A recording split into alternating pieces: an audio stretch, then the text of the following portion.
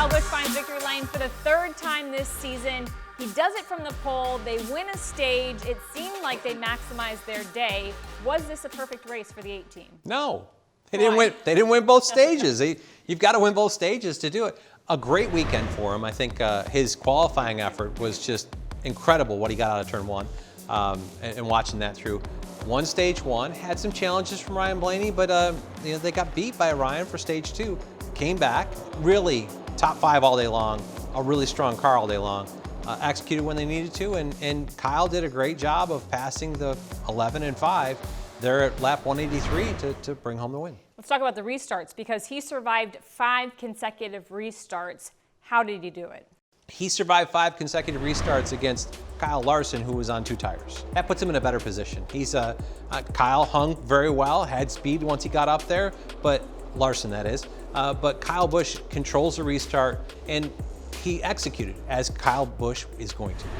Kyle Larson really turned his day around. That team turned their day around, and part of that was taking 2 tires. As you look at their day, what stands out to you? Because at one point, he was in the back half of the field. Yeah, he was back to 30th, I think, at one point. In the first part of this race, Cliff Daniels worked on his race car. They got better, but they only got to 20th. And at that point, I think they came down pit road. They made a 2-tire call. That got them 10 spots. They got to 10th, leading Cliff to that last call of 2 tires. And it was a different 2-tire call. It was a left side 2-tire call. And that put him up there in the front row, actually controlling the race. Hung there with Kyle Busch, top 2 for those multiple restarts. So those left side tires, it was interesting because earlier in the day, met with a bunch of crew chiefs, asked what the possibility of taking 2 tires was. They said it was very high. We saw a number of teams do it. We did not see a number of teams take left side onlys. Why the left sides, and why don't we typically see that? Well, my experience with left side tires is it makes the car really loose. You've got low air pressure on the left side tires. Your right sides still have that heat in them and the higher air pressure. So that air pressure split makes them loose until the lefts get built up. In this case, I can only speculate what happened here, but I would look at that 2-tire call earlier. The left sides went 89 laps in that run. If they looked at their wears afterwards and felt like they're right on the ragged edge of wearing the left sides out, maybe they speculated they couldn't make the left side last that long, and they didn't like the way the car fell off with the right side tire earlier. They put lefts on here, and it worked out for them. Stayed in the top 2, stayed in the top 5 by the end of it, but a great call to go that way. Probably not the best one of the day. And they weren't the only team that took left side onlys. We talk about it being rare, but we also saw the 34 of McDowell do it, and they doubled down on that 2-tire strategy. This was the more gutsy call because Travis and Michael took 2 on that first stop, and that's where they got in the altercation with the 1 car. They got spun out. He came back later, put 2 right sides on to get himself some track position, and then that final call, and the final stop came, they put 2 lefts on at that point. So they did a 2-tire, that got them up into the top 5, I think, at that point, hung on to a top 10 finish. What a great call, especially a gutsy call after being spun out, being the one guy that took 2 tires early. So that bold call of the day by Travis Peterson for Michael McDowell got them a top 10 finish. It was their first top 10 in what had been 8 races, and you looked at what they were projected at versus where they actually finished. They were one of the biggest gainers. So let's look at projected versus actual finish. So for McDowell, projected a 22nd place finish. He ends up finishing 9th. This is a huge gain. Yeah, definitely a solid day for these guys. And you look at it, strategy-wise, and Michael did a good job. Both sides had to contribute to this, but a solid top 10 finish. The other big winners and losers of the weekend, Trackhouse Racing, each of their drivers falling into one of those columns. So let's start with the biggest loser, and that is Ross Chastain. You look at his projected 7th, ultimately finishes 22nd. Yeah, I would have thought 7th made sense. And early in the race, I thought he was able to race up there. There wasn't one event that caused this. He just kind of backed his way up to that 20-something place finish there at the end. Didn't seem like it was a wreck or anything, just backed himself up. And this is the second week in a row we've seen Ross finish outside the top 20. It's looking very similar to what we saw last year. Last year, Ross very aggressive at the beginning of the season, then gets a little too aggressive, gets his hand slapped, and then backs down his performance. Was leading the points coming into this race. I think he's 5th in points still. I think they're in a good position, and they can work their way through. They've just got to work through this like they did through the playoffs last year it'll be fun to watch what happens. So speaking of points, the other Trackhouse driver, Daniel Suarez, he was one of the big winners of the weekend, goes from outside the playoff picture to now in that 16th position. And you look at his projected versus his actual, he was projected to have a 25th place finish. That's a little bit of a head scratcher, ultimately comes home 7th. I was surprised to see him 25th, but that 7th place finish, a great momentum builder for these guys, working their way back into the playoff picture, as you mentioned. To me, out of this 99 team, they had speed early in the season. They didn't execute as well as they needed to.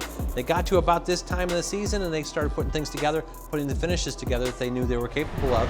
This could be the start of that run. And there's one other driver I want to mention. He gets our honorable mention. Now, you can't really look at the projected versus actual. That's Carson Hocevar. He was projected to finish 35th, finishes 36th, but that doesn't tell the whole story. He had a brake rotor that failed, but before that was running 16th. Yeah, definitely was back in a 30th place running early and drove forward. He passed Kyle Larson, who was eventually one of our contenders at the end.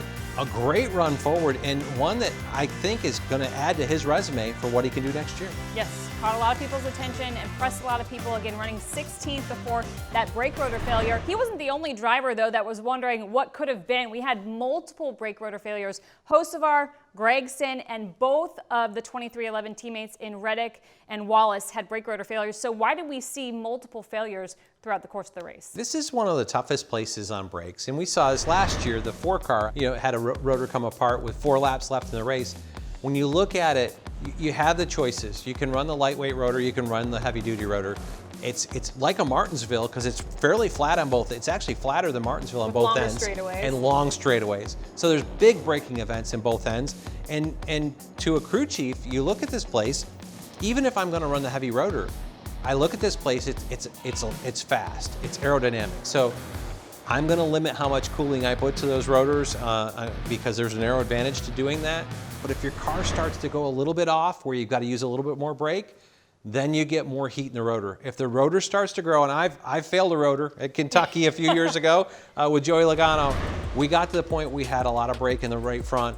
The car wasn't handling as well as it needed to.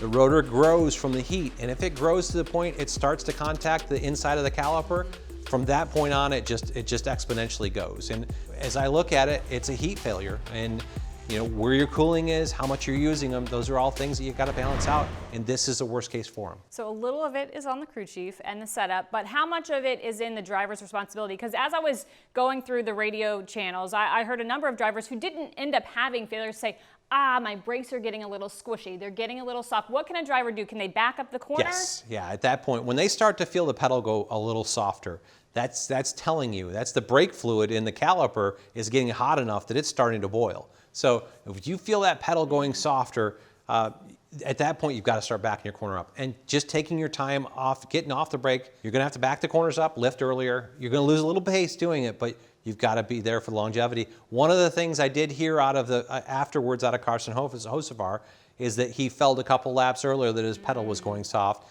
You've got to learn to react to those situations and change your pace.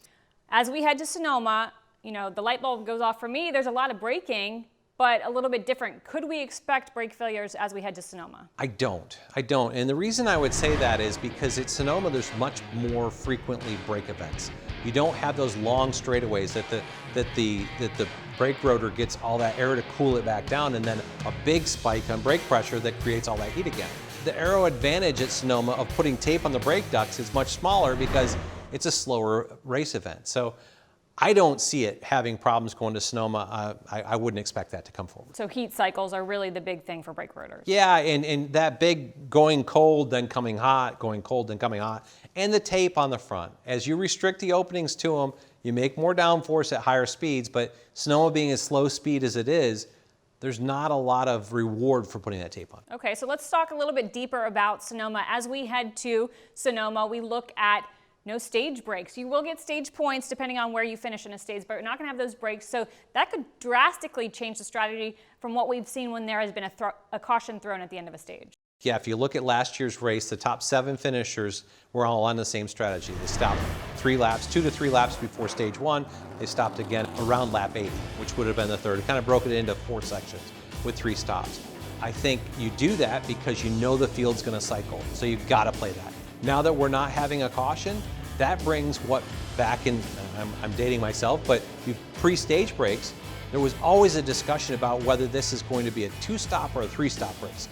The challenge is that we are so fast with pit stops now, you're going to have to wait on fuel when you come for that last stop. So we'll see where the crew chiefs go, but the 2-stop strategy does come back into play. How much does where you are in the playoff picture factor into which strategy you end up choosing if you're potentially giving up stage points in order to set yourself up for a win? So if you look at both of them, I think you could steal stage 1 points by going beyond it and then stopping right beyond it. So that play was going to come in. Everybody's got to make a stop before they get to stage 2. I think stage 2 you're going to run through. We'll see where it all plays out. And there's some drivers and teams we're going to be talking about that we might not regularly be talking about going for a win each and every week. That's the McDowells, the Allmendingers, the Chris Buschers really have an opportunity to capitalize. Why are there so many more names thrown in the hat when it comes to a road course? Well, I think it's not the same piece as it is for every other circle track. It's not that finite piece. The other part is, we just talked about it. This is a 2-stop or a 3-stop race, and typically those stops are going to happen under green flag condition.